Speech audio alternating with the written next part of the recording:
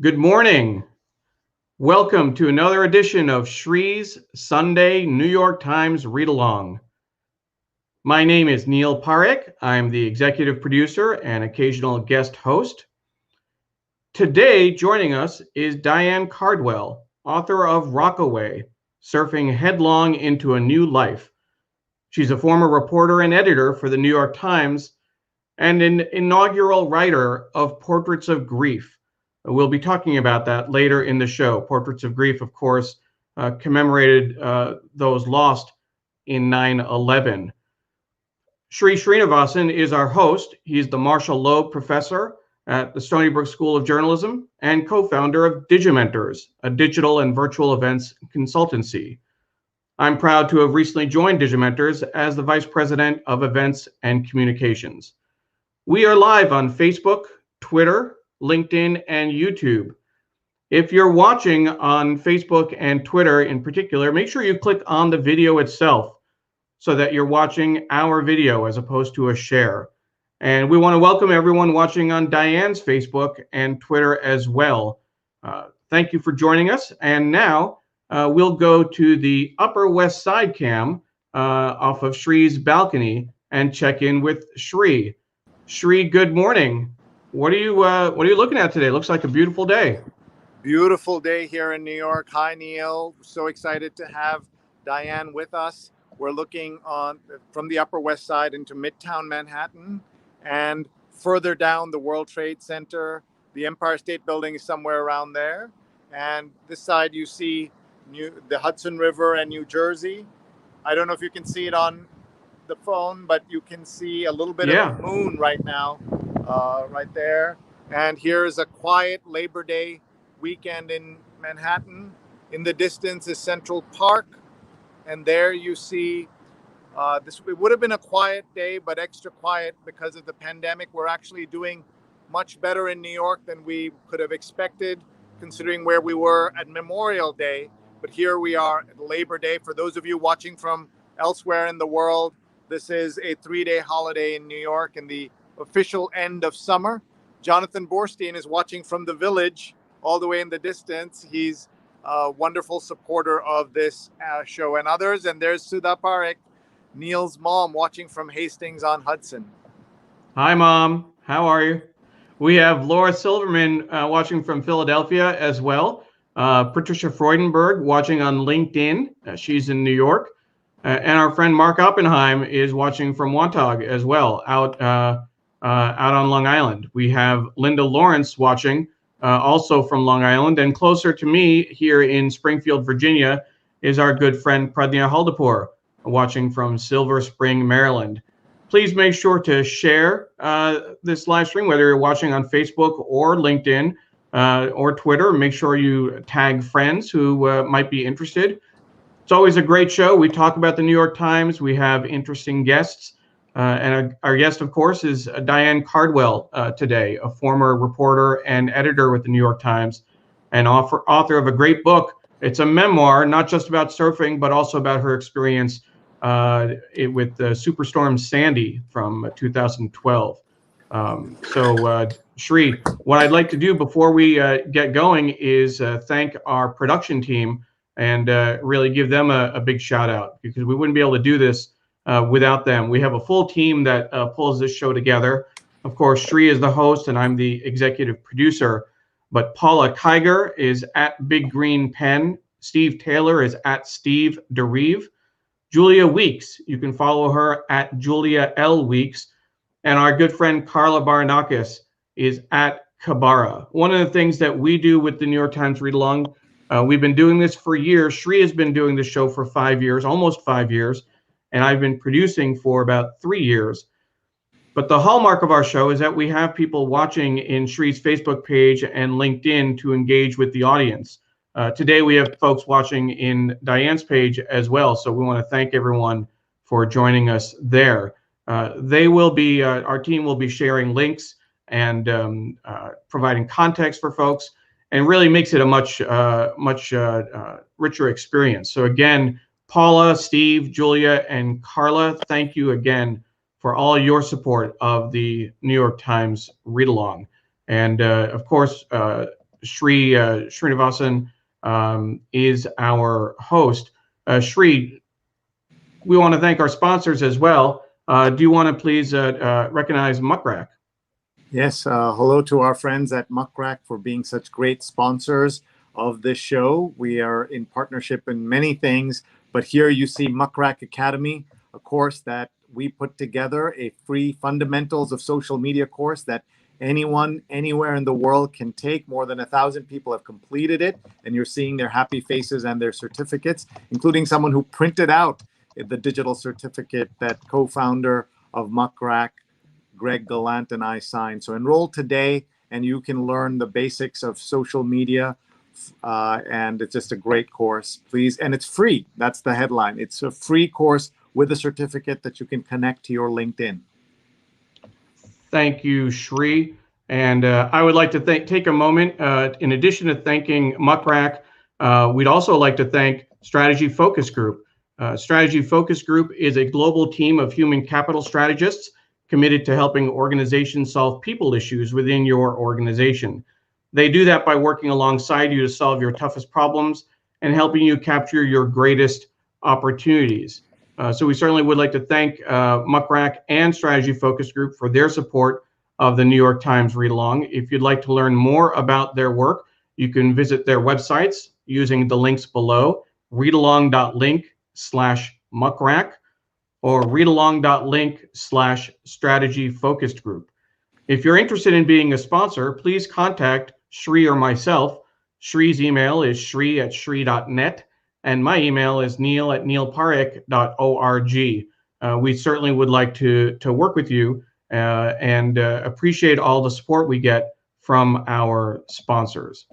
So with that, what I'd like to do is we have a great edition of the paper today, and we'd like Sri to take us on a little tour just to get a sense of what's in the paper this morning. We're going to look at America at Hunger's Edge. This is a stunning cover and story from Brenda Ann Kennelly that you're seeing here. We'll look at the Sunday business section. The story is WeChat, We Think We Control, about China and the technology crisis that's happening, the negotiations, and so much more. Real estate cover, let's make it a short walk. Fear of public transit is driving the desire for apartments near Manhattan offices. The Metropolitan cover is they smell sharks in the water. Whether it's marine conservation or for Instagram likes, the pursuit unites them all. And we're going to be talking about surfing and so much more in a little bit. And it's also, look at this. I had thought this was a 12-page section. It's a 24-page section on the 75 years after World War II, unsung history, with people like Tom Hanks, Motoko Rich, Yoko Ogawa, Alexander Chi, Christina Fisher, Maria Abi Habib, all talking about World War II. So you don't want to miss that. We'll look at that in a little bit. And then the arts and leisure cover is the shows go on, but they're just not the same without you. Performing in an era without live audiences. I know that Diane was an entertainment editor at the New York Times, and I'll ask her about how all of this is playing out in her opinion. And here is the cover of the book review, Womankind, The Lying Life of Adults, Elena Ferrante's book, which is getting the lead treatment here. You may also recall, Neil, that they did an entire special section of the magazine that was an excerpt from that review. From that new novel. This is the at-home section. We are sitting on the cusp of a new season, and we're creating a space to balance work and school. The Sunday Styles cover is going to be great to read because it's a Maureen Dowd interview with Reed Hastings. He's why you started staying in. The chairman and co-founder of Netflix sits atop a Hollywood his company has upended. And one more section, the Sunday Review, The Trouble with Empathy. Can we be taught how to feel someone else's pain? And among the stories in here is how Latinos can win the culture war. And we will be looking at this. But now, as we get ready to look at the front page of the New York Times, let's bring on Diane Cardwell, who worked for 15 years as a reporter at the New York Times, and before that for several years as an editor. Hi, Diane. Hi, Sri. How are you? Thank you for doing this with us and being here on a Sunday morning. Are you Happy to be. Are you an early riser? Yes and no. I tend to wake up very early, usually around 5 or 6, and occasionally I will get up that early, especially if I want to surf. But generally, I wake up and then I go back to sleep. And for those of us who know nothing about surfing, is it better early in the morning when you do go out, or is it during the day? Well, it depends. I mean, the conditions depend on the tide, the time of day, the swell, the wind, what have you. And so sometimes it can be better. Generally in Rockaway, though, it's better because it's a tiny bit less crowded. You just have a better shot at getting a good spot on a good wave and not, bumping into other people, which these days is even more important. Look at that. Kevin Hi, McKenna Kevin. says, yeah. My former editor. So nice to see you there. Kevin is awesome. He's also been a guest on this show, Oh, great. One of the first New York Times editors to come on the show, along with folks. We've had so many folks here, including Monica Drake and wow. Tom Jolly, the print editor of the New York Times. Right. We've had many of your other colleagues, Amy Vershup and others, but it's great to see Kevin here. And you said you worked with him. So yeah. And Carla is watching from New Jersey. Carla helps put this whole show together. She's a former national copy chief of the New York Times. Cool. And as more greetings come in, please feel free to say hello to your friends and family as they join us. We are live on your Facebook and your Twitter as well. So greetings to Diane's crew as they join us. Yeah. So let's talk a little bit about the title of your book and the book itself. It's called Surfing Headlong Into a New Life Rockaway. For many people, this will be new that you can surf in New York. So first we should explain where Rockaway is and then start from there. Right. So Rockaway is about as far south from the center of New York City as you can get while still being in New York City. It basically lies against the Atlantic Ocean, and it's the last barrier between the city and the sea. And I'm a lifelong New Yorker. I'm actually a 5th generation New Yorker, and I knew about Rockaway Beach, but I had no idea that you could surf there until I stumbled across surfing in midlife and suddenly decided to try to do it because I finally saw surfing that I didn't think would kill me. I had never been interested in surfing, but I saw it once and then decided to try it in Rockaway. And there's the map. And so now you can see the area that you're describing. So we see Brooklyn, we see Manhattan, and Queens, all of that there on that map. Parts of Long Island as well. So why do more people not think of surfing in New York City area compared to other places? Well, I just think that we have in our head the picture of, the kind of blonde, tan California, often dude, but sometimes, woman surfing. We think of it as much more of a Hawaiian or Californian or kind of warm weather, tropical thing, and not something that people can do on the East Coast. But there's actually a long history and tradition of surfing in Rockaway and Long Island, and actually all the way, down to in the Carolinas, Virginia, Florida.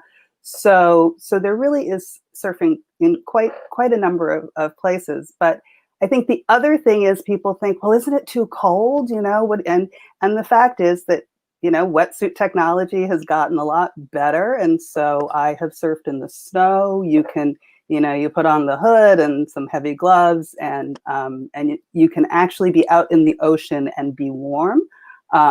Not forever. I mean, you probably can only stay about an hour or two on a really, really cold day. But I think that that's one of the reasons that we don't think of surfing in New York. plus New York's just so urban, right? We're the land of big, tall buildings and, you know, business and all of that kind of what I think of as kind of hardscape activities. And I don't think we think of New York as being a kind of ocean surfing paradise, but it is kind of. I like the idea of hardscape as a way of describing New York City. Right. And we are also thinking about all the ways in which people do use New York that might be surprising to folks. If you have been surfing or done unusual things with the water in New York, please let us know. During the summer, a lot of people kayak, not this summer, but in the Hudson River, people get to kayak and use the water around the islands of New York. Right. So we have more greetings coming in from various folks. Let's see here. Ellen says, hi from New York City. I have a close friend in Rockaway. Greet the ferry there.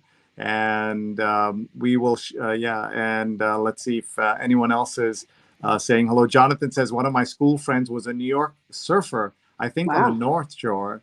And that's North Shore of Long Island. And more greetings coming in. We have a video, I guess, we can show. First person surfer, my test drive of artificial waves.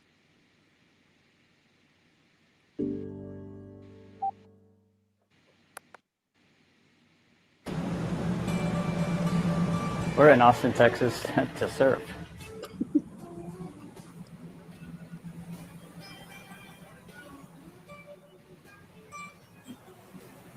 A hollow little wave that runs for 600 yards.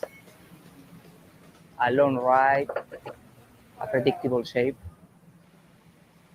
We didn't know that creating these man-made waves will be as difficult as it really is.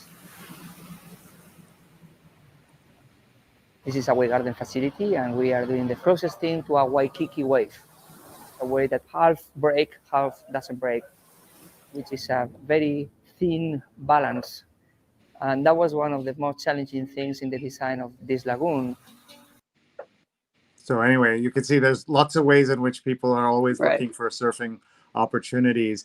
Let's ask you, what are some of the things you learned about yourself from surfing and taking up surfing?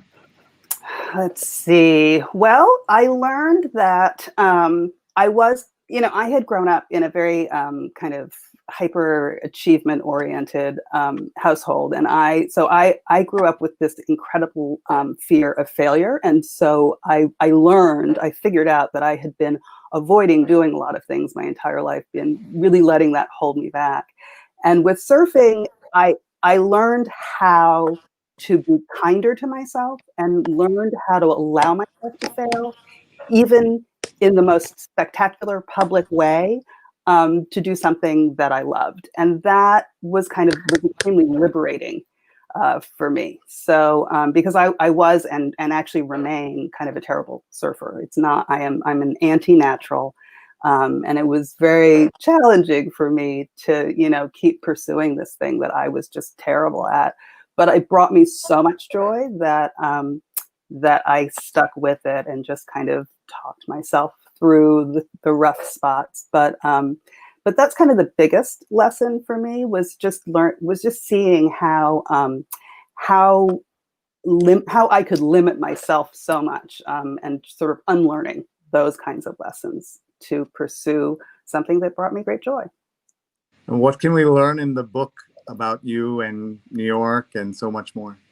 Well, you can definitely learn the history of Rockaway, which is a fascinating place, right? It's been a summer resort since back. I mean, it was a summer destination for the Lenape Indians when they populated the area.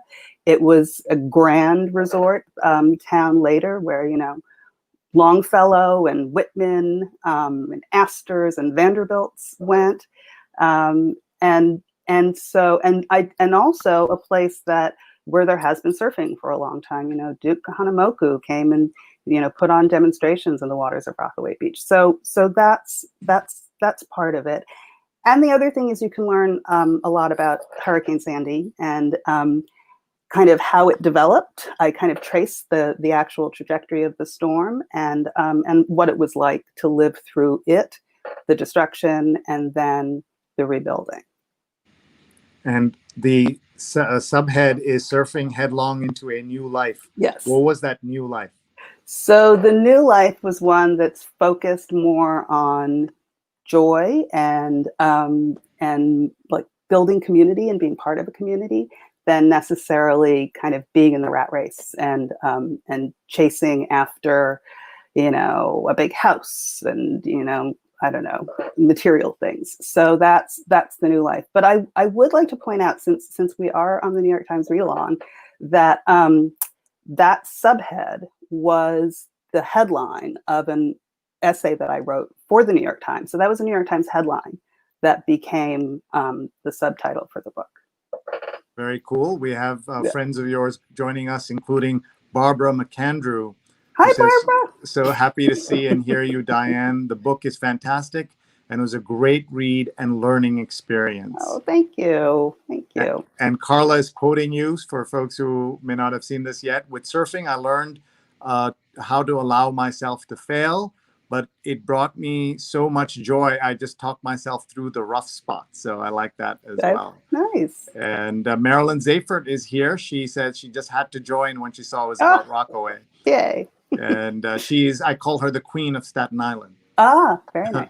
Okay. Very nice. So cool. I guess if you're talking about the rat race and your work in your previous life, then it's all about the New York Times. You were there for my calculations, at least 20 years. Yep. And yep. You were an editor first and a reporter second. Right. So talk about that and what were some of the titles you held and some of the work that you supervised. Okay. So I came to the magazine I came to the Times as a story editor at the magazine. And I was there for about 5 years, and then I switched over to being a reporter, and I started first as general assignment on Metro.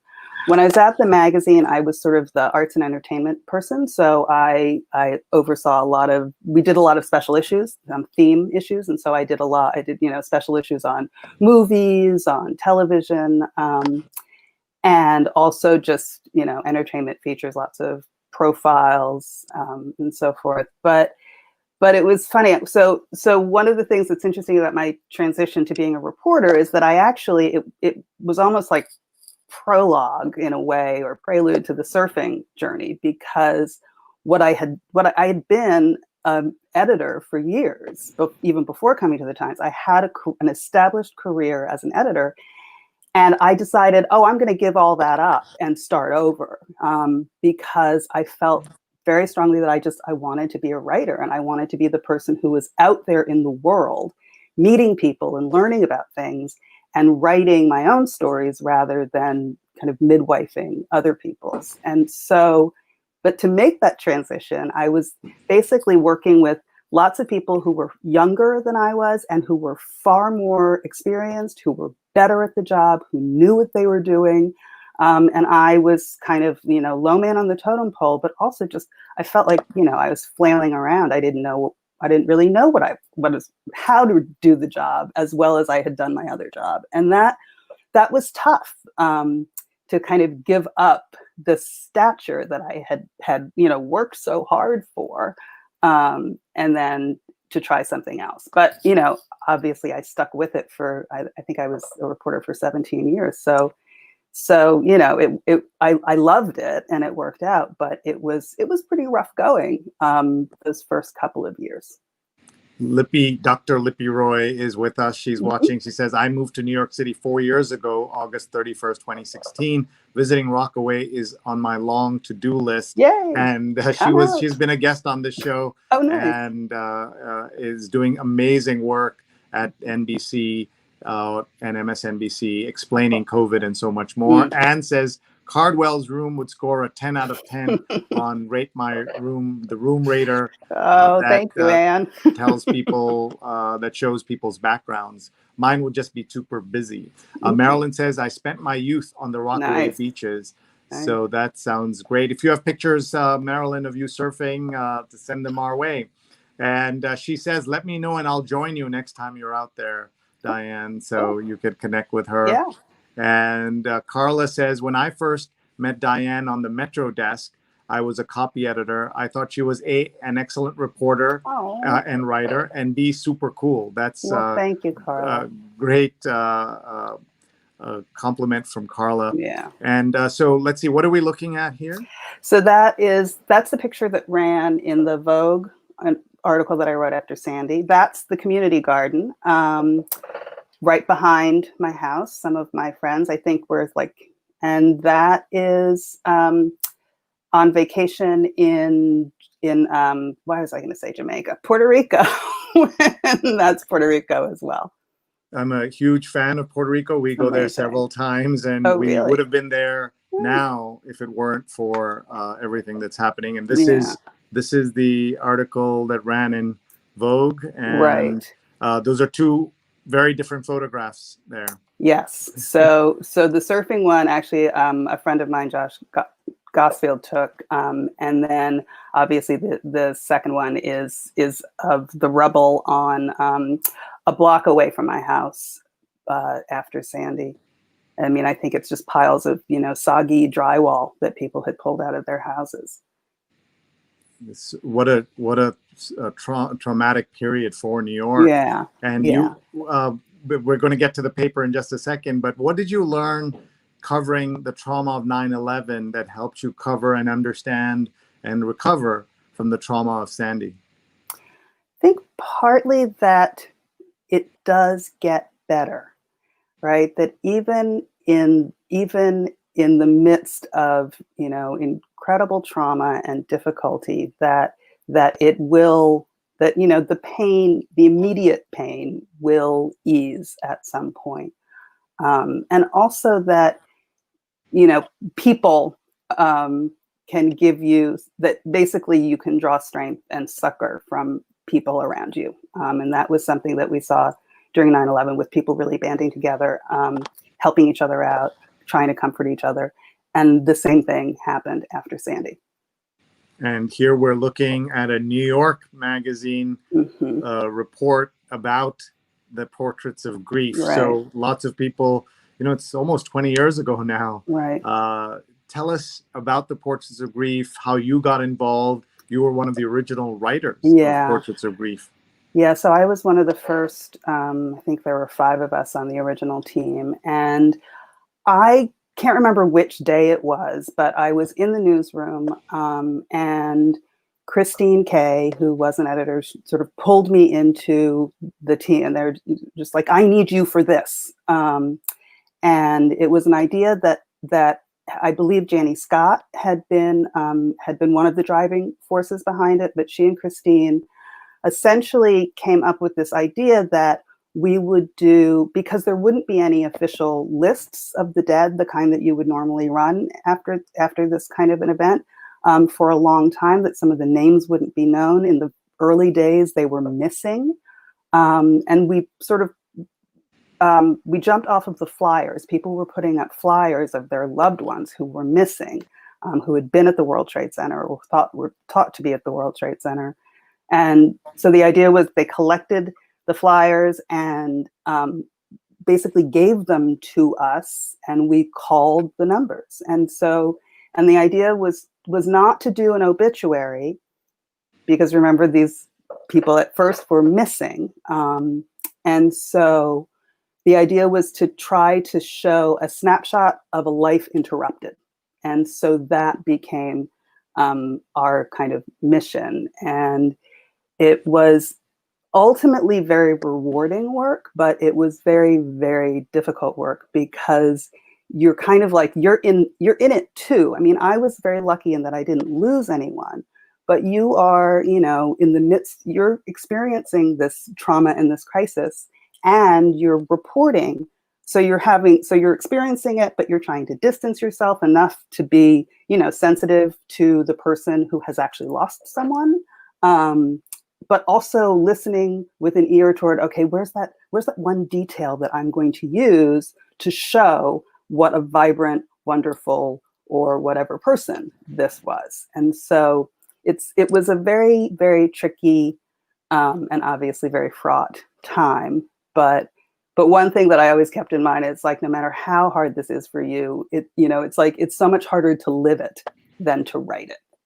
So I was obsessed with the Portraits of Grief because it was such a amazing work of journalism in real time that was helping so many people around the world understand and even cope with all that went on. And long before the memorial and the museum were built, it was a living museum on its own. And you should be so proud of the work that you did there. Thank you. And all your colleagues. And the anniversary is coming up, and we have a daily show that we do around COVID issues.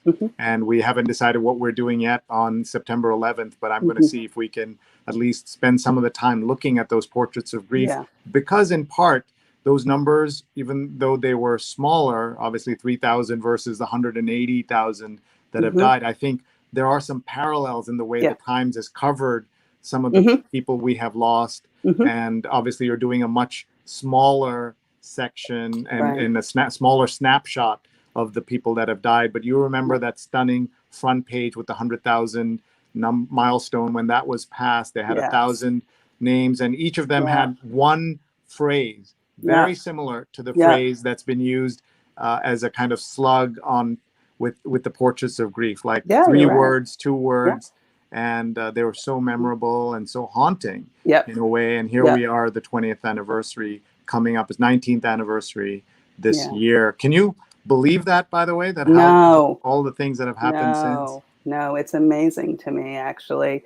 And certainly living out here in Rockaway, this is a very heavily firefighter community, right? A lot of firefighters here always have been. And so this place lost a lot of people on 9/11. And so it's still very present in a way out here. And I think partly because of that, because of Sandy, because of the pandemic, because we also have a lot of essential workers who live out here.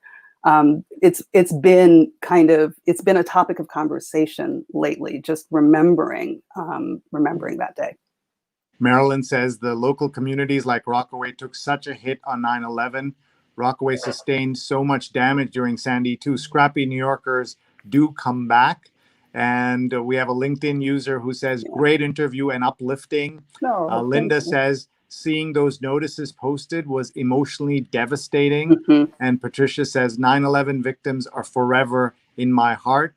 Everyone wants to be remembered, hashtag.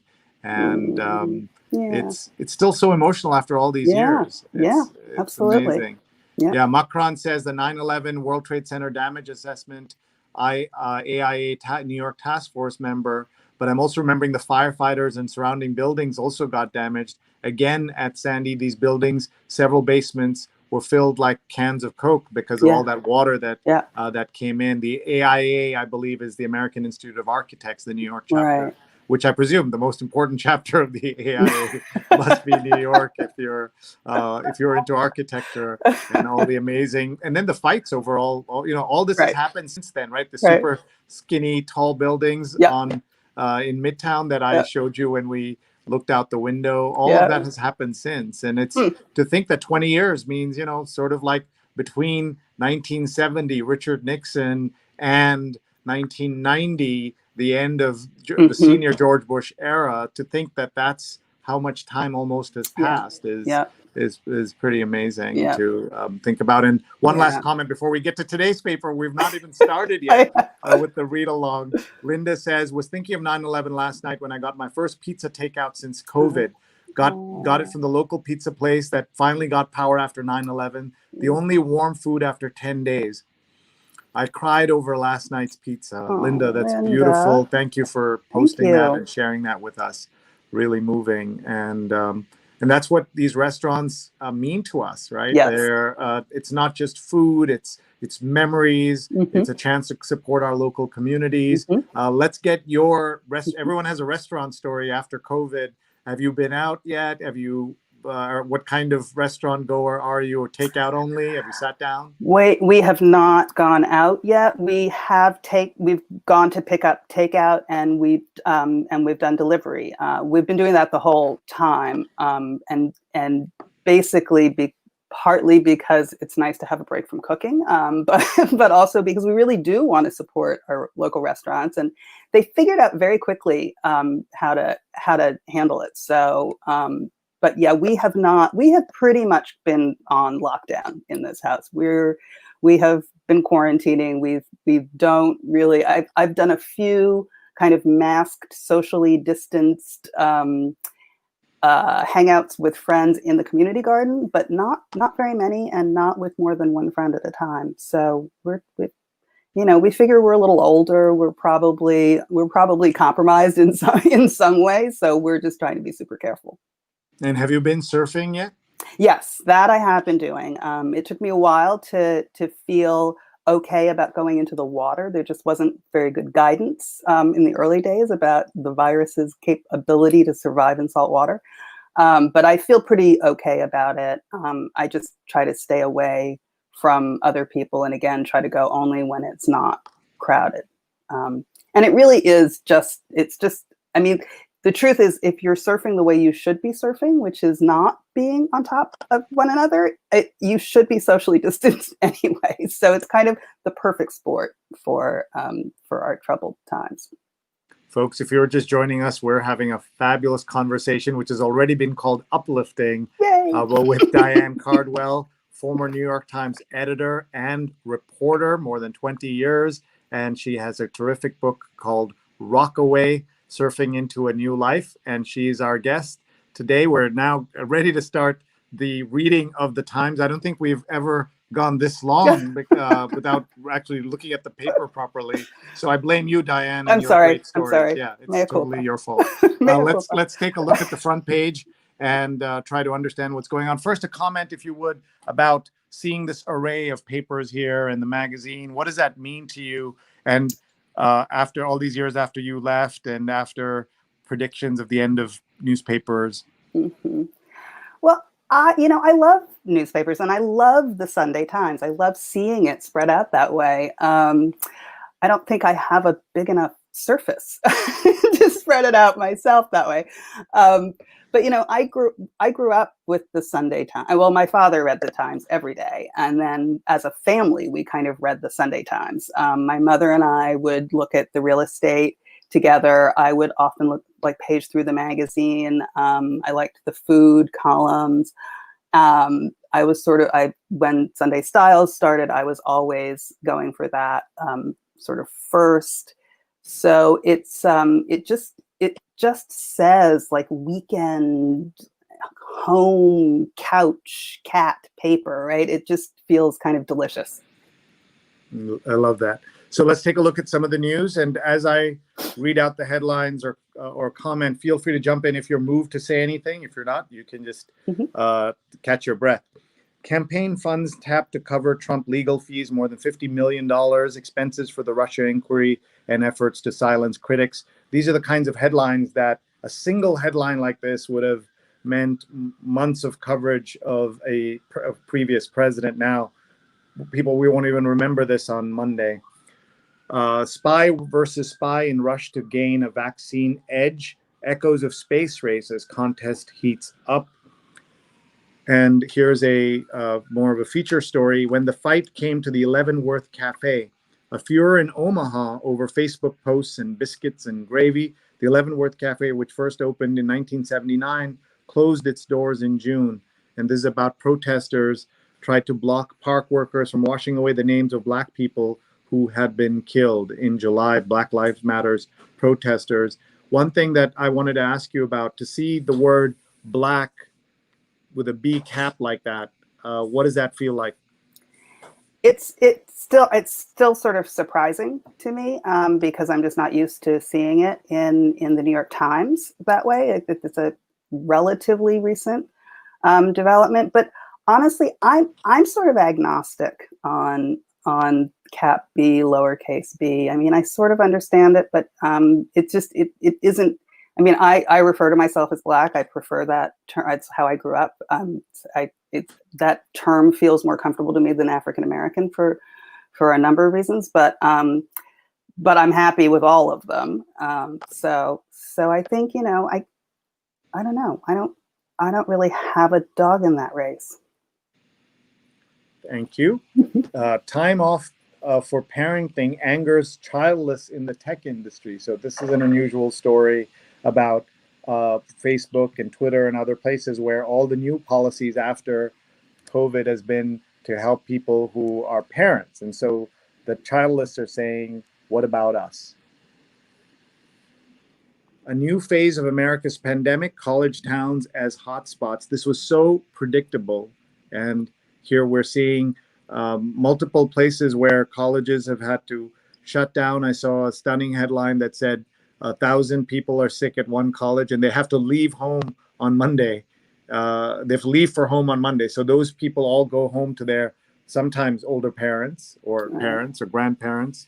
And that's part of the problem. Yeah, well, that story actually is very upsetting and terrifying and yes, predictable, but also of particular interest in my house. My boyfriend is from Iowa and went to Iowa for college. And so, you know, he's saying, like, I still have friends in the state who are just like going out together on boats and going to bars and and it's just, you know, I think Ames and Iowa City are like the worst or the biggest hotspots in the country. And so it's very, very troubling because obviously we don't know what the long-term consequences of infection are. You know, the heart, I mean, it's really terrible.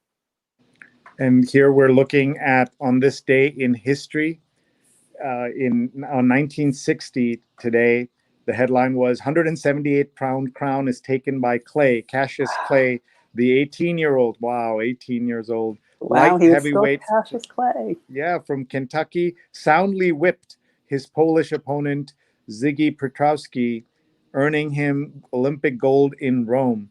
Clay, who adopted the name Muhammad Ali in 1964, turned pro after the games, going on to secure his place as one of the greatest fighters in boxing history.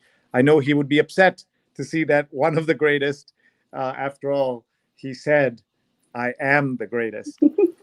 And there's a great quote also where someone asked him, "What, you know, where do you see yourself?" And he says, "I must be the greatest, not just I am the greatest. I must be the greatest." A haunting quote here: "Lebanon isn't a poor country; it's a looted one," says a chef Antoine, disputing politicians' reasons for exhorting the Lebanese people to start growing their own food. And just so sad what has happened there. In Malaysia, this vertical farm was born in the pandemic. Sales are up. Are you a farmer, an urban farmer? I think I'm not quite full farmer, but yes, I am a pretty intense gardener. So that story is really interesting to me. I haven't read it yet, but that kind of like finding new places and new ways to grow food, I think in smaller and smaller spaces, I think is really, really cool.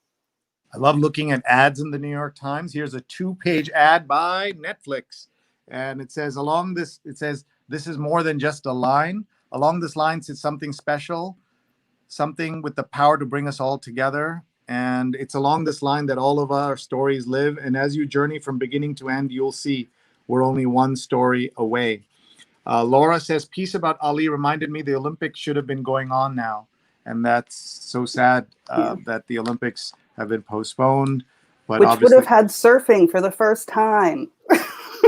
Oh my goodness, I didn't realize that. Yep, So this was going to be surfing's big debut. in Tokyo. Next year. Yeah. Next year. So they have surfing spots in Japan. Yeah, quite a lot, quite a few. I can't remember exactly the name of the place where the competition would have been, but you know, it's like they've got a lot of coastline. Yeah, of course. Far, by the way, land of my birth. Oh, far beyond. Cool. My dad had no problem picking me out in the window. He said the brown one is mine. Far beyond 2001, but fearing its return.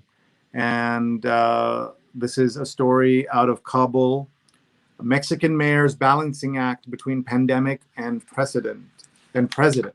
They have a president there who is also skeptical of aspects of COVID.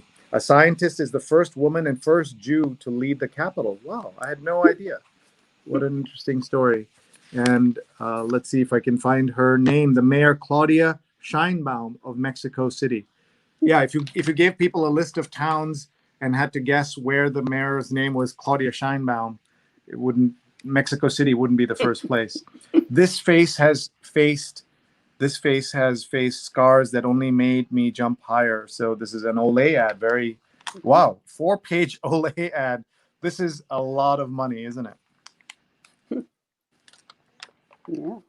And let's see. Enslavement, the weight of a word makes a deep impact on France. So as you can tell, I can't speak French. I don't know if you can do a better job on that. Certainly not.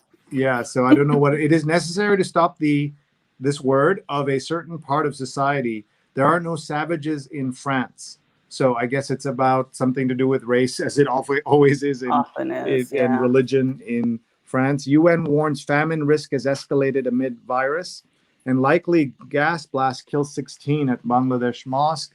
And here's an Indonesia story. Remote learning can mean climbing trees for a cell signal. And you might know that Indonesia is one of the social media capitals of the world.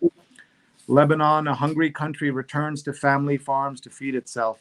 That's the story you mentioned earlier. The biggest question, wait, when do I vote? When you were a New York Times reporter, I know that the New York Times doesn't even like people voting or talking about voting in the baseball Hall of Fame voting. So I'm sure you never got a chance to talk about voting when you were a Times reporter. But without talking too much politics, what are your voting plans? Oh, I'll be voting. I am hoping to vote by mail, which is what I did in the primary. But I will certainly, if need be, I will mask up and go to a polling place. I think, voting is just, you've got to do it. Here's a story that's very sad to see. Scores of Catholic schools won't be reopening ever. And I studied in Catholic schools in 3 continents. So I appreciate the importance of Catholic education. Some of it is the best and most accessible education that you can get in many countries. And so I studied in Catholic schools in New York, in Fiji, and in India. Wow. And of course, we're not Catholic. Our family is Hindu, but my dad is a great believer in Catholic education. After accusations of Rochester police cover-up, Prude case is going to grand jury, and this was yet another spark for protest this week. And let's see here. I'm obsessed with obituaries. Are you? Yes, I think because they're really their biography, right? I think that they're just fascinating tales of lives. And that one actually, Penelope Green is she's a dear friend, but she's also one of my favorite writers. I think she is really, really great at this form. And Julia Reed was 59, journalist who covered politics, food in the South. Sad. So young. Beloved writer. Yeah. And Kathy Smith, 73, groupie who told the Enquirer that she killed John Belushi, has died. An interview that ultimately sent her to jail for giving the actor a fatal injection.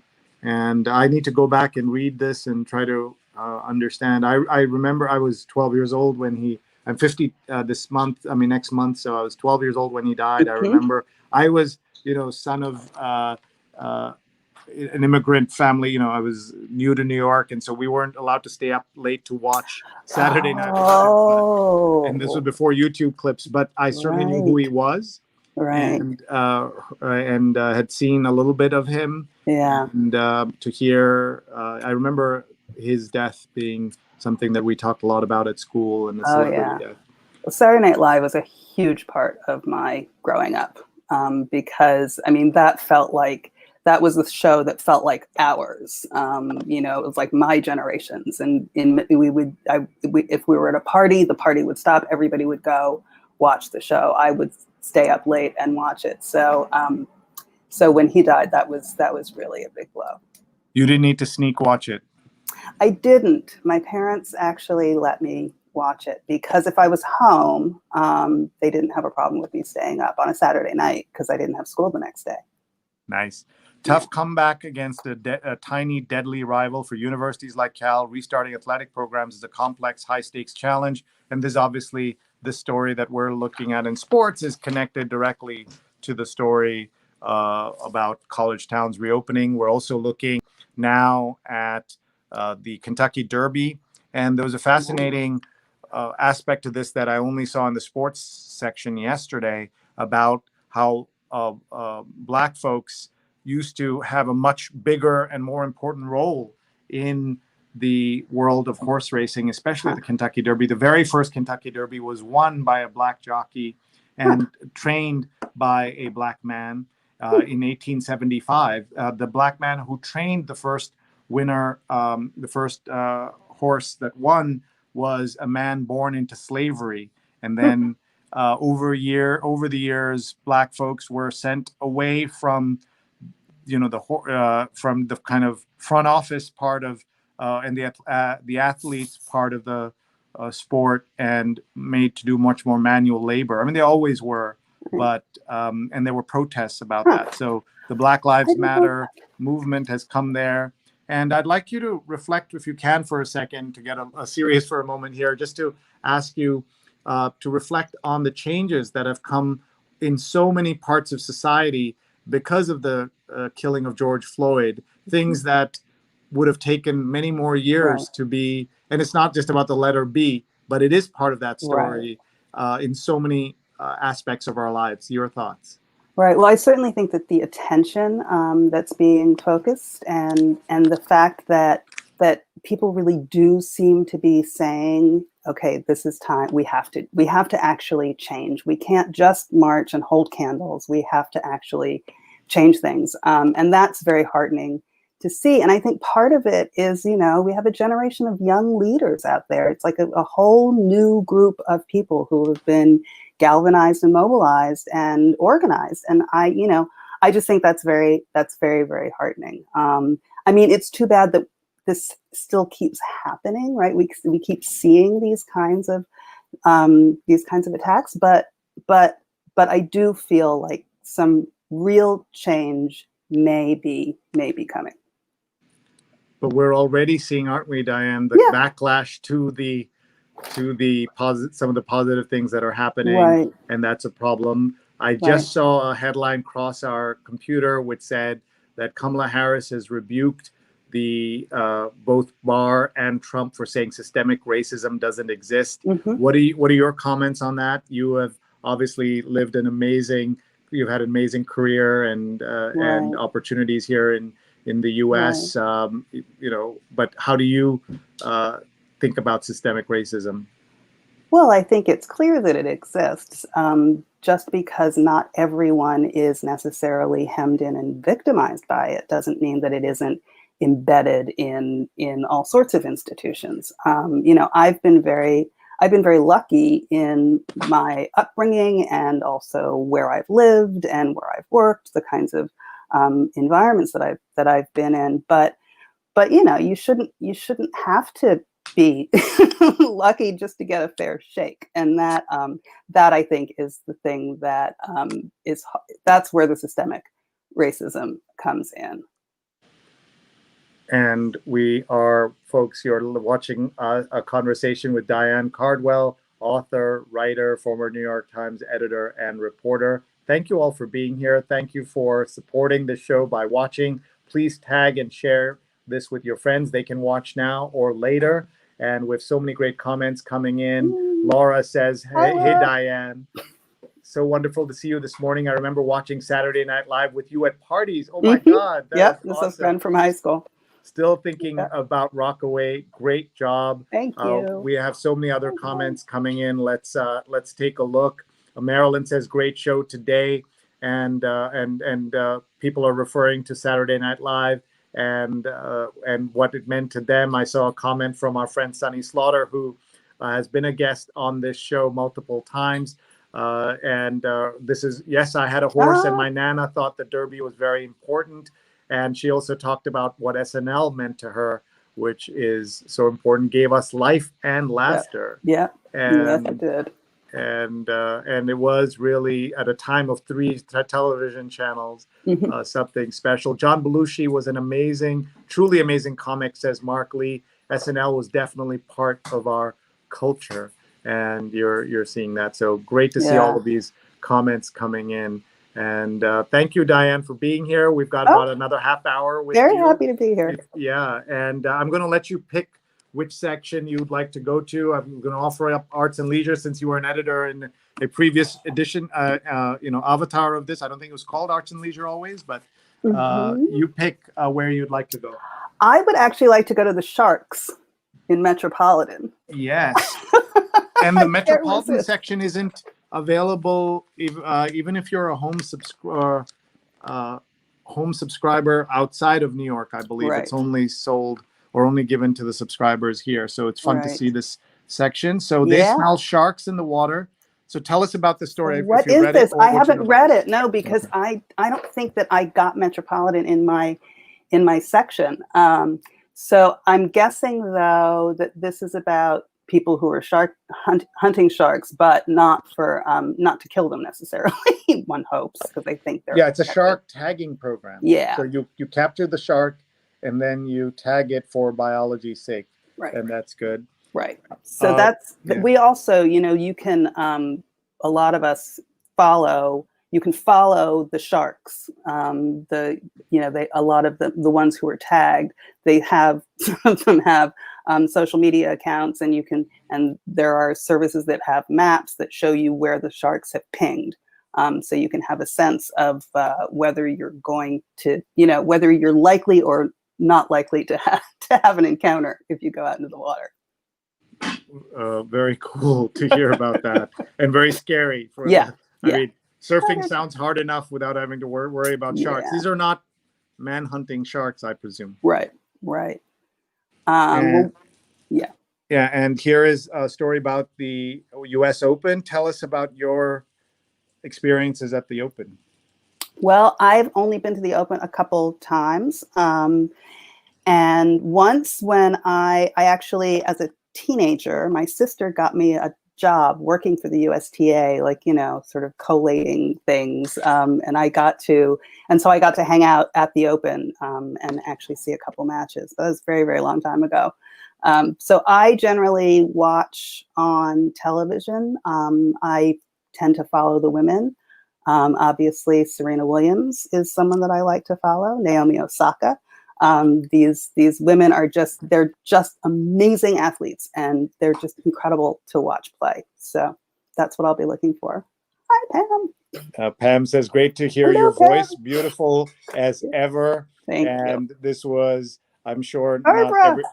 Barbara says, I met the Metro section. I know. And I guess if you don't live in New York, you don't see it anymore. I was just, before we go elsewhere, I just want to show you this unusual op-ed in the New York Times. The essay says, you should be paying higher taxes. And it's by Kitty Richards and Joe Stiglitz, the Nobel laureate, who was sitting in your spot just a couple of months ago with Sunny Slaughter, talking about the economic aspects as well as the racial aspects. With both of them were talking about both aspects of the crisis. So it's nice to make that connection. So he read the New York Times with us, as did Sunny Slaughter.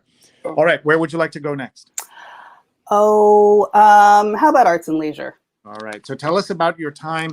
You were one of the people who got to assign arts and entertainment stories. Yes. So I never worked for the arts and leisure section, but I worked at the magazine. And so I, sort of just, the great thing about being an entertainment editor is that you get to see a lot of pop culture, right? You get to go to movie screenings, you get advance records, you get to go to Broadway shows, because it's your job to know those things. But I was a big music person. I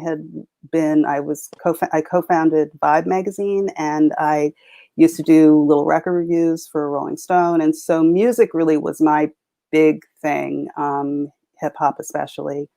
But I'd always paid attention to movies as well. I just think You can tell a lot about a culture by what it watches and listens to. Nice. Here's a section, questions from the boss. Pay attention. We know it's not that easy. As the editor of the culture department of the New York Times, Gilbert Cruz relies on critics, reporters, and editors in every field of the arts for their experience. Now we're bringing his questions and our writers' answers to you.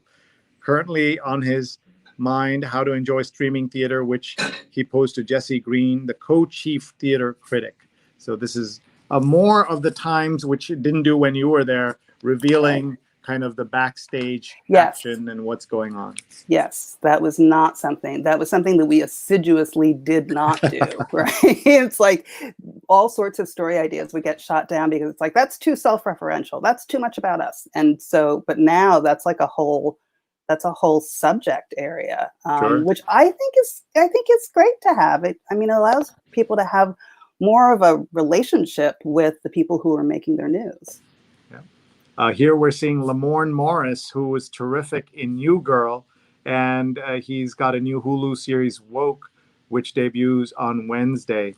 And you're seeing the Times is certainly putting more culture stories of Black folks. Obviously, they covered Candy Wiley all the time, but certainly in the time that I've been reading the Times for the last 40 years, it has in just these last 6 months has accelerated coverage of Black folks. That's absolutely true. And I bet there were stories. Yeah. Sudha says, Diane, you're multi-talented, very impressive. Sri, very good guests. That's a credit to our incredible production team. Yes. And that we know Carla Baranauckas, who knows everyone. And that's really helpful.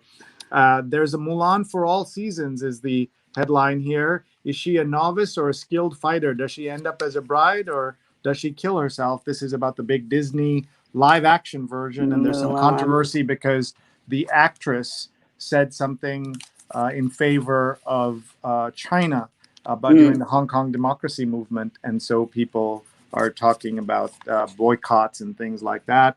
And this is a cover story about missing an audience. And Bette Midler had an interesting take on this. I was listening to it yesterday. She said that performing by herself was actually liberating, and she felt less distraction and actually enjoyed it. Is jazz capable of meeting this moment? It was once Black resistance. Today, it's part of academia. Sharing moves for a school without walls. Again, you can see just the number of Black faces in the art section has gone up dramatically, and it's obviously great to see. And a story like this, a Black violinist who inspired Beethoven. George Bridgetower was a charismatic violin prodigy and a rollicking companion. And this was in 1802. Goodness, that is amazing. Yeah, we all have to read this story. I don't know about him. Yeah. Give us, Ms. Former entertainment editor, give us your Netflix and streaming choices, please. Oh, I don't have any because we don't stream. Wait, what? I know, it's insane, but we don't. We'll get with it eventually. So you read a lot more than other people. Then you have a better life. We read, and actually we read and we watch. We've been watching a lot of old shows because there's a network, MeTV, that does. So we're watching like old Beverly Hillbillies and MASH and WKRP in Cincinnati. And then, of course, we watch various Star Treks because Todd, my boyfriend, is quite the Trekker. Trekkie. So, Trekkie. Well, Trekkie. There's like I don't know. There's a whole thing. So maybe he's a Trekkie, not a Trekker. There's a lexicon that I don't know, and so I shouldn't be saying it. And I'm sorry, I shouldn't have corrected you without knowing because I'm a Star Wars guy, so I shouldn't have done that. My apologies. But I will say, you named 3 shows from my childhood, our childhood: WKRP, MASH, and Beverly Hillbillies, which I used to see in reruns. I wasn't around when the original ran, but other shows from my childhood: Happy Days, and the Jeffersons. Oh my God, yes. And Archie Bunker, Yep. and All in the Family, Yep. and Different Strokes, Yep. and all of those. I grew up on those too. One of the things that what's interesting is that many of those shows had prominent Black characters, Right. and by the time the 90s came around, there was almost like segregation on television. Right. You know, you don't want a token Black character, Right. but there were shows with no Black characters. Right. Seinfeld at least had the you know, at least would acknowledge that and made a whole storyline about how there are no Black friends. But Friends, there were no Black friends. Right. And many popular TV shows where in the 70s, thanks to Norman Lear and others, they would always have Black storylines, Black characters. Right. Good Times Right. was a mainstream television show, yeah, which would, you know, now would have been on BET instead. So I'm generalizing, obviously, but I think you would agree. Well, but there was that period in the 90s when you're right, that it was like there were white shows and then there were Black shows. And you did sort of see the rise of a number of Black oriented shows. But the storylines when we were growing up were much more integrated and actually took on issues of race and identity pretty frequently. I mean, we watched All in the Family as a family. And would discuss it. And, you know, Good Times, I was just talking about this the other day, Good Times, it's like that was a hardworking Black family, right? A struggling Black family show that I think, you know, all sorts of audiences watched. So. And today would have been, you know, considered like a Black show rather than, of course, in the world of streaming, that's changed. And now people are watching all kinds of things. Right. Though Diane doesn't know. So we could tell her anything. I don't know. And she would. I know. It is a black hole to me. All right. I just want to give you a chance to say something because we're looking at the back of the culture section. The cover of the story here is Variations on a Lead for Chadwick Boseman by Adrian Mateka. Anything you'd like to say about Chadwick? You know, I of course thought he was great. I guess I didn't really realize the kind of the level of love and admiration that was out there for him. I didn't expect the outpouring to be quite as intense as it was. And this is a beautiful paragraph here to lead us off. Chadwick Boseman embodied a James Baldwin dictum. History is not the past, it is in the present. We carry our history with us. We are our history. Boseman carried our history insistently, imbuing titans of the real and imagined worlds with the best parts of himself.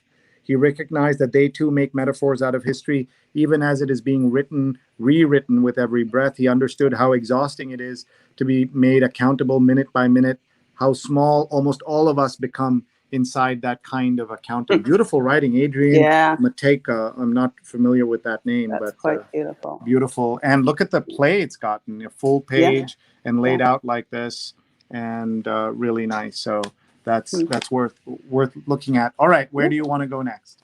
How about real estate?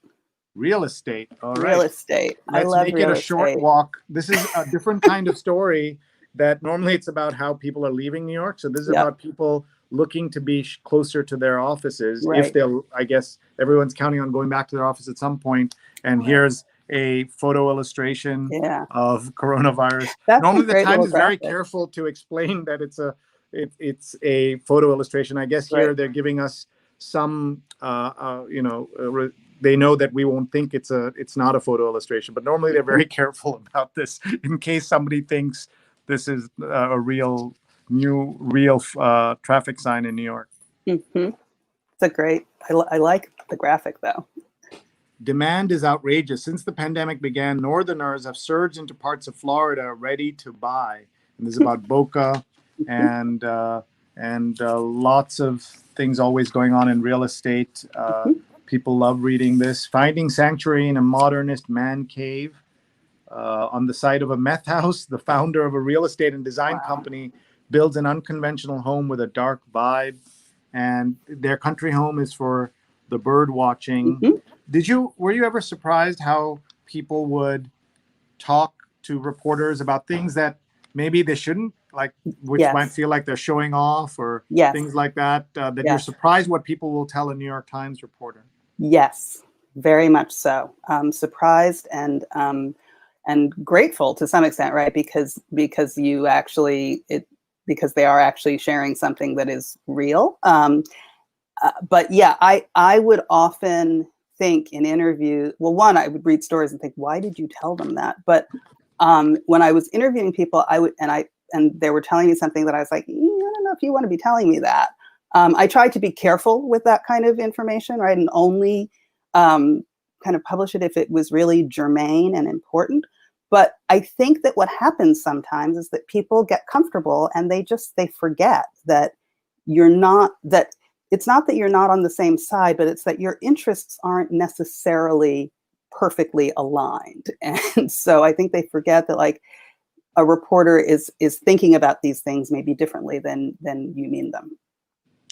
Yep. And here's a renter's column. What's it like to live with a beauty queen? Ask one. And this is a story here of two beauty queens who were forced to be roommates.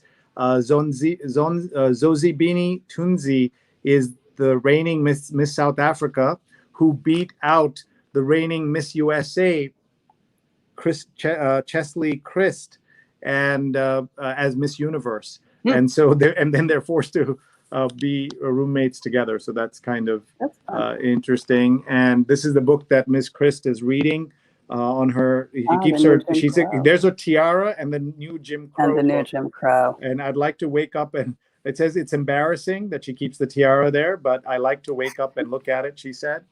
And then again, the New York Times, it reflects a new America and the way things have changed. And here you're seeing Praveen Madella and Patrick Galvin, who moved in with their cat Withrop and their hunt for a home together, which 25, 35 years ago would not have even been possible.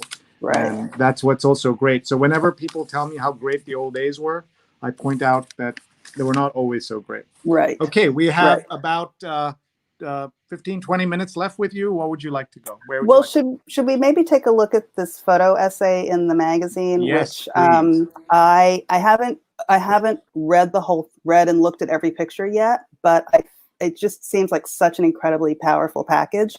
And Adrienne Nicole LeBlanc, who did the introduction, is really, really wonderful, as is Brenda Ann Kennelly, the photographer. So we're going to also show you, if we get a chance, more about the magazine and how they put the cover together, if we get a chance. And Adrienne Nicole LeBlanc is an incredible writer. She's incredible. I had the privilege of working with her when I was at the magazine on a number of stories, and she's just got bucket loads of talent and compassion, and she's just, I can't say enough about her. Is the whole issue just this one topic? The whole issue is just photos. Wow. It's really, I mean, it's a really big commitment from the magazine. I think there are a couple of things inside, but I think the whole thing is this package. I mean, I think there might be a few things in the front, but yeah. Not that much, yeah. Almost nothing in the front either. Right. And you're seeing different families and how they're affected, and the importance of food banks to keep people alive. And so one of the things that we always talk about on this show and my daily COVID-19 show is that America, during the time that we were told had the greatest economy in its history, 40% of Americans couldn't afford a one-way ticket across the country for a funeral. $400 or $500. That's how on the margins they were. Right. And for us to be told that was the greatest economy. And then since then, millions of people unemployed, underemployed, quitting, searching for jobs. So tragic and so painful to think about. Right. Well, it just really, I mean, it really does make you wonder, like, what is going to happen to us all? What is going to happen to people who are already living at the margins, and how are we going to help them, and how are we going to fix this? All right, so let's take a look at the cover and how the cover came together. I'm just pulling up the cover here so people can see it. And Neil, and our wonderful production team, we're now going to hear and see the editor, Jake Silverstein. Usually he and the art director talk about how they do this. It's called Behind the Cover. From the New York Times Magazine, this is Behind the Cover. Our cover story this week is about hunger in America. More specifically, it's about how the pandemic has caused a rise in food insecurity that none of us have seen in our lifetimes. At the beginning of the pandemic, we had reached out to Brenda Ann Keneally. She's committed her life to documentary photojournalism that addresses social issues. We decided together that she should take a road trip across America in her RV to document food insecurity. Brenda traveled across the country for 3 months. She connected with more than 50 families who were all struggling to feed themselves week to week. Families are very intimate units. They're where everything happens. That's where kids' health is formed and their opinion and the next generation. And so being right in that family unit is a big deal. And so it's really important to me for folks to feel what I felt. And I have to say, I felt everything. I think we were struck by just the exuberance of the children and the way that they just related to the food in a very tactile way. I definitely think people empathize with pictures of children more. Yeah, there's no thinking that they could have done something differently or that any of this was their own making. Ultimately, we decided on a picture of a little girl named Sonia Rodriguez. She's 4 years old, and Brenda photographed her just after her family had received a delivery of food from the Salvation Army. We tried a number of different designs for the cover and decided that we liked using bigger type because we thought that the headline, America at Hunger's Edge, was powerful. The reality is that America, the richest nation in the world, struggled with food insecurity far before the coronavirus came to be. If coronavirus has done anything, it has quickly made any attempt to shield ourselves from what is too difficult to bear a non-option.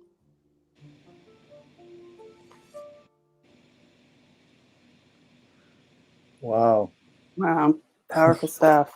Yeah, I just saw a comment that these pictures are breaking somebody's heart, and Yep. they are so sad.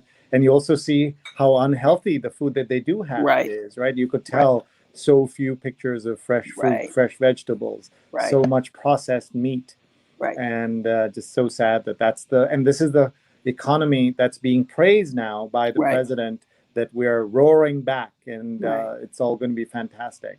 And Right. people buy this idea because they are so susceptible, and it's Mhm. very, very sad. So Yeah. everyone should check out the Times Magazine. It's worth reading online or in print if you're out and about and want to get that section. Let's, if it's okay, I'm going to show you the New York Times Magazine special edition around. Let me just pull that up here. Around the 75th anniversary of the ending of World War II. And did you have family that was involved in the war? Yeah. Yeah, my father was in the Marine Corps, and I don't think he was in tremendously long, and he never saw combat, but he worked for the quartermaster's office. And but it was always something very, very, very proud, and he talked a lot about what it was like being in the Marines back then, which sounded terrifying to me. Just terrifying. Oh, Penelope. Look at that, Penelope Green. Oh, thank you. Who says, I think you should be on the radio. I hope she heard your praise earlier. Tell us what you said about her. Oh, I said that she was a dear friend and that she was one of my favorite writers, and that I thought she was just so, so great, and that these obits were an incredible form for her, that she was really, really good at them. And here I'm holding up here the story on the magazine, or the section in the magazine. It's a 24-page special print edition. I presume some version of this is online, but they're trying to give people reasons to buy the print paper, or give people who subscribe something good. I just missed a comment I want to read out about Diane that just came in. Let's see if we can bring that back onto the screen. Jules. Hi, Jules. Go Diane Cardwell, go. Loving this and watching from Far Rock. And wow, this issue of the New York Times Magazine makes me want to see it in print too. And everybody, we do this every single Sunday. We don't have Diane every Sunday, though I certainly wouldn't mind. But every Sunday we read out the New York Times print edition. We've been doing it for 5 years, and we're getting ready to mark the 5th anniversary this October. So we're expecting it to be an epic October, also in advance of the election. So everyone, please tell your friends, tag them right now, and they can watch later this episode with Diane. But every Sunday, and all our archives are on youtube.com/SriNet, including my daily show. What you're seeing here is the highly produced weekly show, the New York Times Read Along, where we read the New York Times. But we also want to tell you about the daily program, because we are covering all aspects of the pandemic in so many different ways, and we're always glad to be able to do that. Sudha says the magazine motivates people to donate to organizations helping to provide food to the people who are in need. And Mark says those pictures were devastating.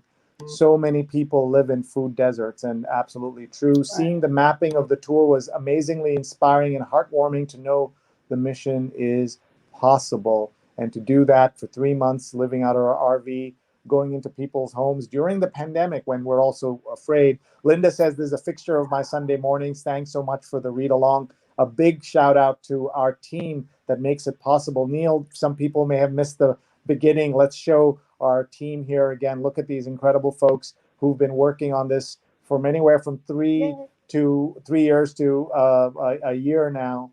And we've built a community of thousands of people every Sunday who read the New York Times. Let's also give you a preview of what's coming up this upcoming Sunday. We have a special guest joining us. Thanks to the pandemic, we are able to bring in great people like Diane and others. And David Housewright, past president of the Private Eye Writers of America and winner of the Edgar Award from the Mystery Writers of America, and 3 Minnesota Book Awards, and former newspaper reporter and ad man, David Housewright, will be with us. Are you a mystery reader? Not really. I've just never really taken to the form. I see. And so let's tell everyone that you can join us 8:30 a.m.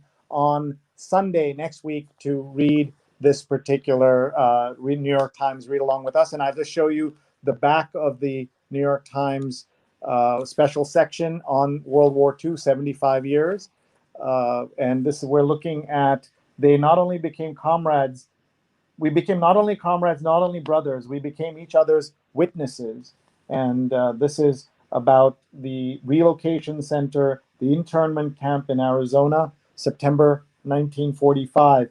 The war ended in August, or at least the Japan part of it. And so these were the Japanese Americans, such a shameful part of American history. I mean, we have so many shameful things that Americans did, but this was one of them. That Americans who were Japanese were rounded up and put in intern camps. Patricia says, Sri, go to page 21 regarding Black soldiers coming home to racism.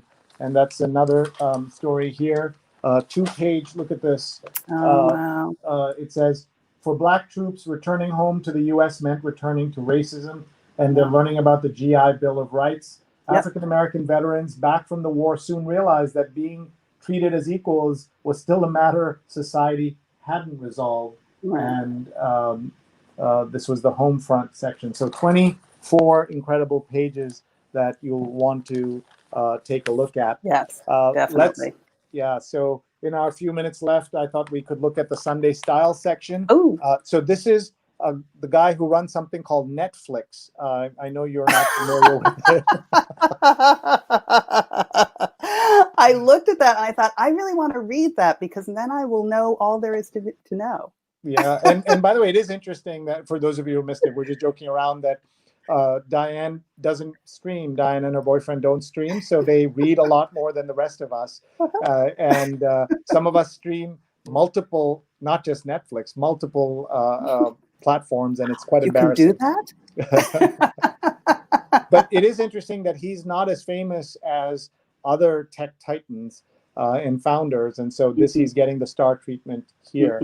And then this other story is literary star takes a musical detour. This is about a new album by the author Dan Brown, who is also caught up in a divorce dispute. So this is the man of the Da Vinci Code. Right. Many of my more literary friends will just roll their eyes when they think of Dan Brown and his Right. books, but they're very popular. And ooh, look at this. I don't know if you knew this. There is a surfing story in the New York Times. Ooh, Surfing the Shark look at- Attack Capital. Oh. And this is by Rebecca Renner. To Okay. live in the Florida city of New Smyrna Beach Yep. is New to know the Smyrna fish Beach. and forget fear. So what a nice coincidence. We have Yep. a surfing expert and surfing author on the show. So Diane, I don't know if you read this yet, but I haven't read this yet, but a couple of my friends are actually, they're not from New Smyrna Beach, but they grew up in Florida. And essentially they said, so it just means that when you're in the water, you don't have your legs dangling off. Like you learn to sit on the board with your legs up, kind of stretched out so that they're not dangling as bait. that sounds so scary. I know. I just, I don't know that I'm cut out for New Smyrna Beach surfing, but I'm going to read that article. Yeah, yes, See what I can glean. I know you will. One of my favorite parts of the style section is the social cues column by Philip Galans. Yeah. And I'm going to read out one of the questions, and then you can, there's no right or wrong answer, of course. This is the etiquette column. And the question here is, I was walking my dog past an apartment building. There was a puddle of dog pee on the front step. My dog sniffed it and moved on. On our way home, the doorman from the building came out to put bleach on the step. As we passed, he tossed bleach from the jug at my dog, saying she peed on the step, though I told him she hadn't. Luckily, he missed. But who would be so cruel? I tried calling the building to report him, but no one answered because of the pandemic. What should I do? These are kind of New York adventures in trying to live in a civilized city. Awful. That's actually terrible. Awful.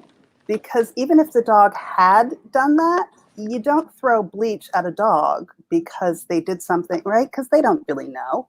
I guess she could, is it a she, I think? The person could, I guess, write to the building. I don't know if it's a co-op, to the co-op board, to the building manager. I don't know. And here's what the answer, according to Philip, and I love your answer, by the way. An underappreciated fact, doormen are frontline workers. When pet owners let their dogs pee on steps, doormen have to clean it up, often exposing themselves to people without masks who walk too close. This doesn't excuse the doorman's nasty behavior, but it may explain his stress and anger during a pandemic. Go back to the building and tell the doorman politely that you know we're all under pressure now, but your dog did not pee on his step, and even if she had, tossing a cleaning fluid at an animal is inhumane. So you had the same answer, and so important for us to be nicer to each other now, not worse during the pandemic. Yeah. Do you read the vow section? I do. People do. I do. What are your thoughts when you see that and how things have changed? Well, I think, like as you were saying about other parts of the paper, right? The vows column is much more reflective of who we are and how we live as a society with each other. And so I think that's great. I don't know. I sort of love the little stories of romance that come through in those columns. I'm sort of a softie for that stuff. And the Times asked people to send in their candid wedding photos. And so there's a whole collection of candid photos. Right. Again, a lot of these changes that you have seen in your lifetime as a New York Times staffer for 20 plus years and an editor, and then as a reader for even longer, they reflect how much the world has changed, but also how much some of these things would be really offensive to some of the hardline New York Times keepers of the flame, who would be shocked to see how much things have changed as well. Right. You remember the fight over color on the front page, ads on the front page? Yes.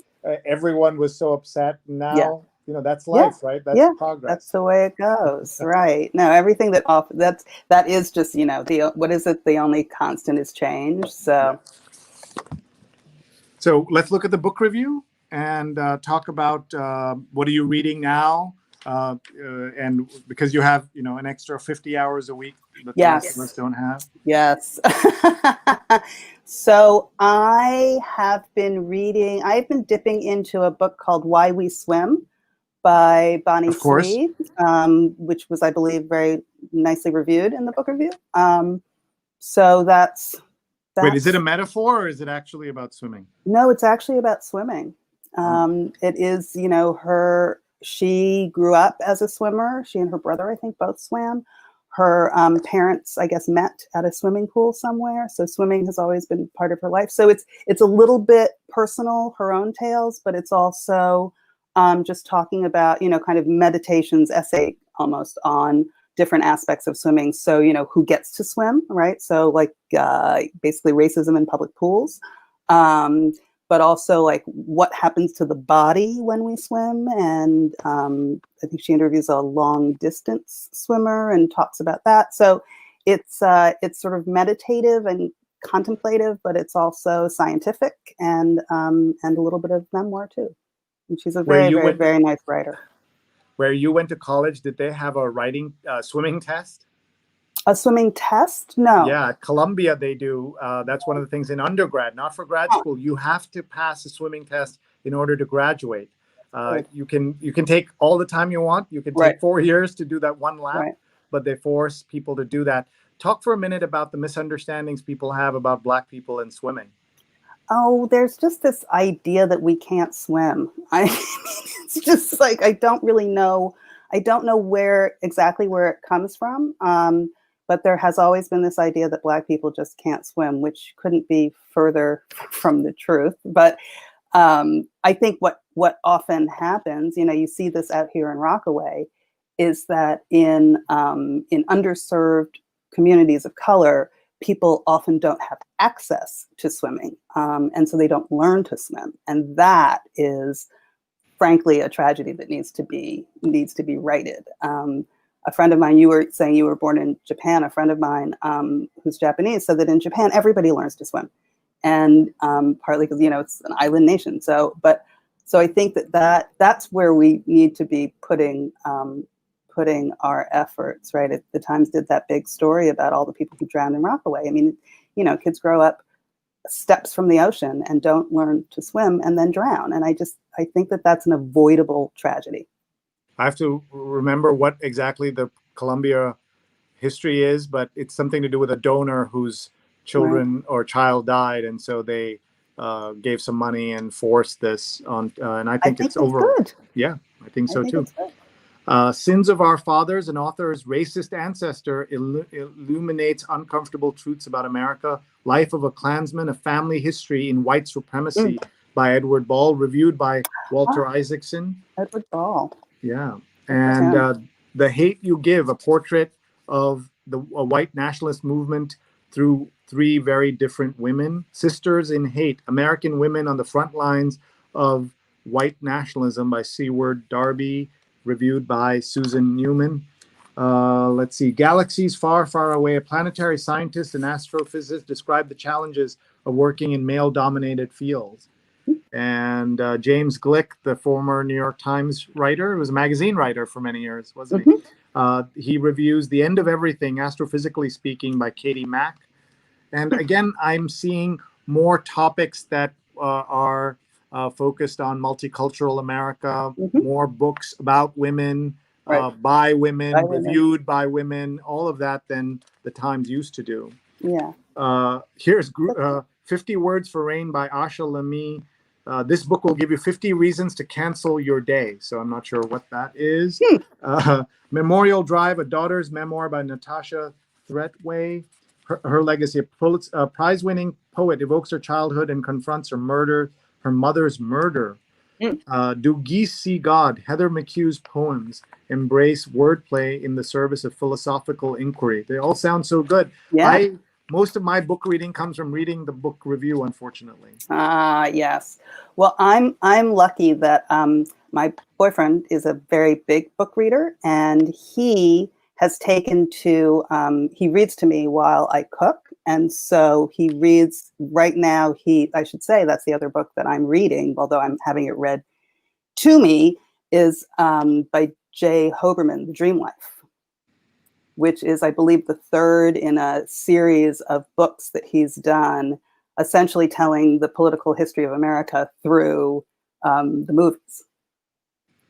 Sunny says, my mother took us to the YWCA when they threw my sister into the water as a baby. I jumped in. I thought they were trying to kill her. It was the lesson. That's awesome. I was the lesson she learned. But by the way, can I say a word about your boyfriend? He reads to you while you cook. Reads to me while I cook. He's making the rest of us look really bad. It's really just, it's like the loveliest thing ever. So, but yeah, he reads, we discuss. It's really fun. Where is he right now? I want to have a word with him. I think he's actually outside tending to the feral cats he likes to take care of.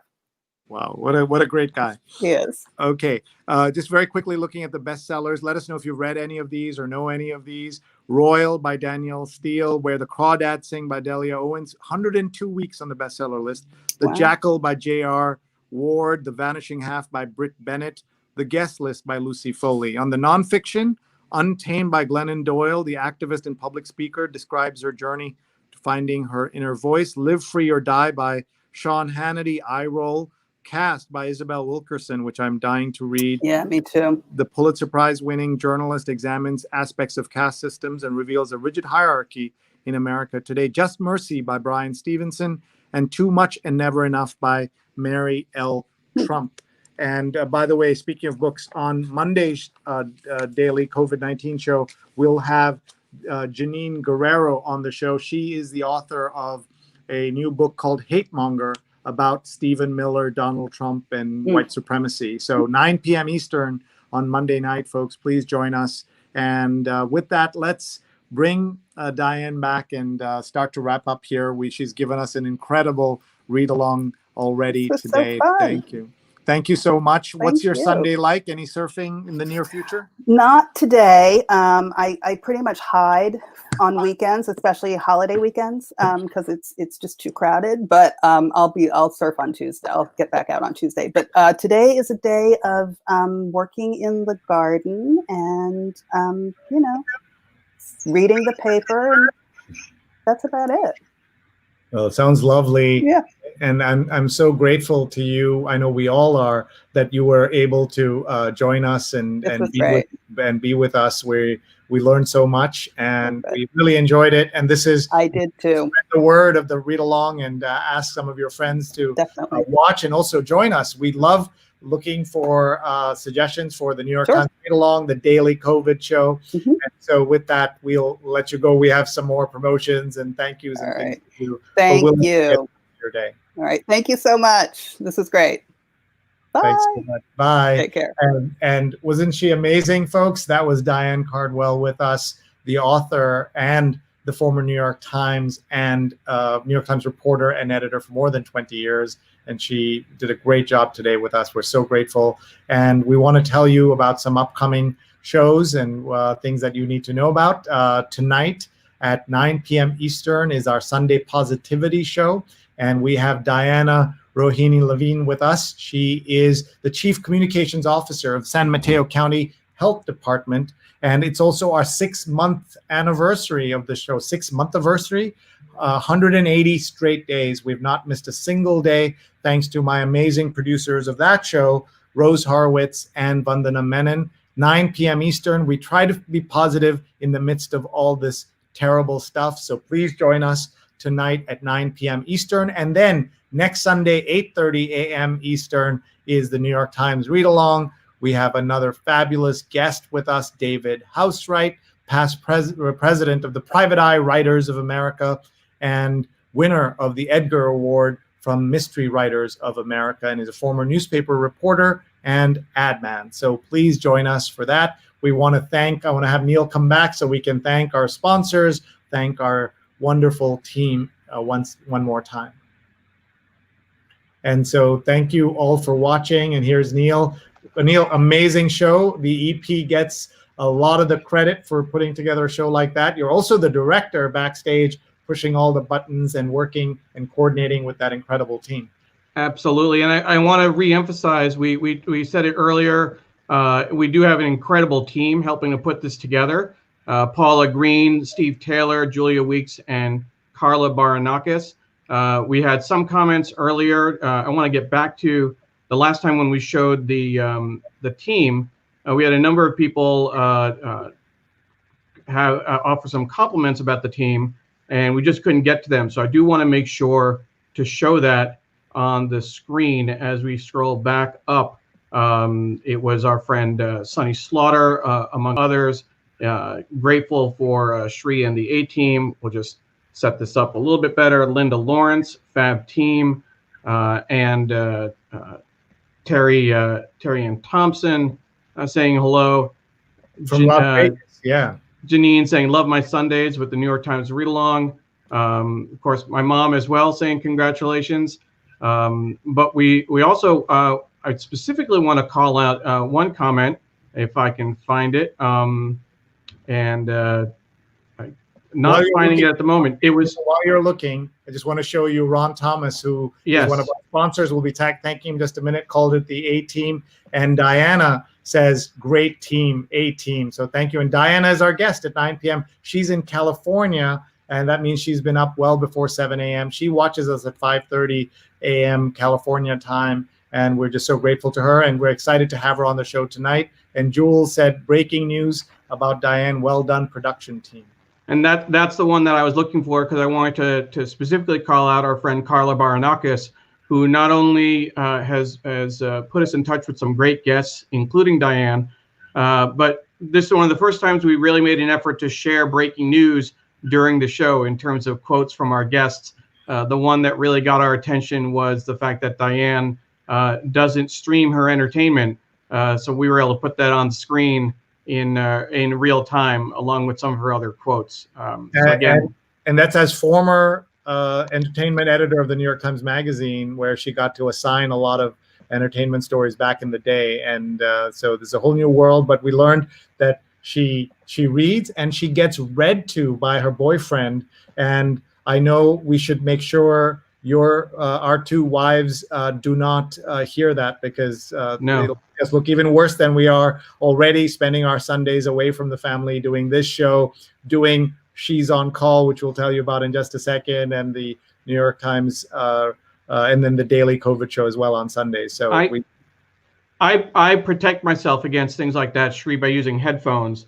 So, Pam's not going to hear anything like that on the screen. So you're the one that I'm worried about. Rupa's going to be expecting you to be reading to her pretty soon. Sunny says, thank you for an amazing Sunday. Barbara McAndrew, who I think is a friend of Diane's, loved the show as well. Great guest. Linda Lawrence, and several Apollo, Mark Lee. Watching from Vegas. These are people Watching up at from Vegas. 6:30, 7 a.m. on a Sunday. Absolutely. Mark is also a former guest. He's watching in North Carolina. Folks, if you like what we do, please spread the word. Sunday mornings at 8:30 a.m. Eastern, and our daily show. And we're always looking for speaker suggestions and sponsor suggestions. So if you know someone who's trying to promote something of their own, or we've had this happen as well, someone's trying to help their nonprofit or their favorite charity, put an ad out here with us. And as you can see, thousands of people will hear about it, and we'll get a chance to expand that brand. Jules says, fantastica. Yeah. That was so much fun. And I'll cue up the beginning, which I missed. My friend Devin in Memphis tuned in with me. So that was even more fun. Brava. Wonderful. And Diane said she's my favorite. So, there's some good interaction there. Patricia has made this comment more than once, Shri, so I think we might need to acknowledge it finally. She's calling for a New York Times read-along marathon in October for the anniversary. So we may have to think through how we pull that off. At least do maybe a second edition for the West Coast, if nothing else. We could also combine it with our read-along or with our daily program in the evening. Could be a read-along edition and marry those two audiences. And Marilyn says, I always love Shri's New York Times read-along. The Queen of Staten Island, was our topic a few weeks ago, last week, when she came on as a guest, and blew us all away with her knowledge of Staten Island and what a great and unusual place it is. And I learned so much. So just great to have everybody here. Absolutely. Let's tell everyone about what else is coming up. So before we close, I do want to give a shout out. We had Sunny, I think, also said that Carla Baranauckas rocks, which she certainly does. So certainly can't argue with that. And I also want to share a little bit about the Local Connection, which is a newsletter that Carla puts out from the Center for Cooperative Media at Montclair State University. They bring you the Local Connection newsletter, and each week it offers story ideas and pro tips for journalists. Best of all, it's free. You can subscribe at bit.ly/local news tips. So certainly want to give Carla a shout out for all the great work that she does. And then Shri, before we will thank our sponsors, but can you tell us about the She's on Call episode for today at 11 a.m. Eastern Time? We're very excited because She's on Call is this special show with two doctors, Dr. Sujana Chandrasekhar and Dr. Marina Kurian. They are the hosts, and I'm in Neil's chair as co-executive producer. And this show runs 11 a.m. on Sundays right after this show on Facebook, Twitter, and YouTube at She's on Call. Please follow them. And it's been so successful that on WBAI Radio and worldwide on WBAI.org, Mondays at 2 p.m., it is rebroadcast as a radio show. And that's all about the new world of content. And they interview other physicians, including the president of the American Pediatrics Association and the National Association of School Nurses. You'll see them all in a best of episode that's coming up today. They've taken Labor Day off, so I'll be manning the controls as we go live with a best of, so a taped edition of She's on Call. And we also had a few other comments related to Carla's Local Connection newsletter. Marilyn Zafert said that she loved the newsletter, and Diane saying she's always great to work with. So a lot of love, a lot of support for our team, for the production, and then finally, again, we should just acknowledge our sponsors. Shri, Muckrack, you've been doing some great work with Muckrack. Tell us about the Fundamentals of Social Media course. This is a free on-demand certification course where you can learn about Facebook, Twitter, YouTube, and Instagram, and LinkedIn and Instagram.